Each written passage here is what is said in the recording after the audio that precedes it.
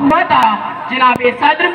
میں ایک پاکستانی کی حیثیت سے یہ پیغام دیتا ہوں کہ ماضی اور حال ہی ہمیں وقت کے گرداب سے نکال سکتے ہیں۔ اپنے تامناک ماضی کو پھر سے پانے کے لیے سچ ہمارا ہتھیار ہے، بلندیوں کو پانے کے لیے محنت ہماری رفتار ہے، دلوں کو جوڑنے کے لیے محبت ہی ہمارا اعتبار ہے، ملی یکجہتی ہمارے لیے ابر بہار ہے۔ معزز سامعین، صحافی ہو یا مزدور، استاد ہو یا پاکستانی تاجر ہو یا سائنسدان، الغرض پاکستان کا ہر شہری اپنے ملک کو خوشحال دیکھنا چاہتا ہے۔ اور اب تو ہم سبھی سمجھ چکے ہیں کہ 64 سال کی عمر میں اگر ہم نے کوئی کوتاہی کی ہے تو اس وجہ سے تھی کہ کبھی اپنوں کی غلطیوں نے برباد کیا، کبھی دوسروں کی مدد نے ناشاد کیا، کبھی تو اس چمن کو لوٹا تو مل کے چمن والوں نے، کبھی اس وطن کو لوٹا تو مل کے وطن والوں نے، کبھی ہمارے کسی بازو کو توڑا تو مل کے وطن والوں نے۔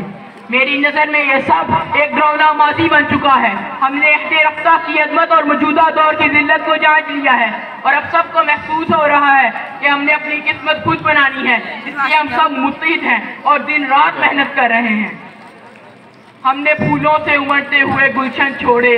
جن پر فردوس کو رشک ہو وہ مسکین چھوڑے، پشت با پشت ہنستے ہوئے آنگن چھوڑے، جن سے مہتاب ابھرتے تھے وہ چمن چھوڑے، اپنے اجداد کی قبروں کو بھی چھوڑا ہم نے، کتنی صدیوں کا رشتہ تھا یہ توڑا ہم نے۔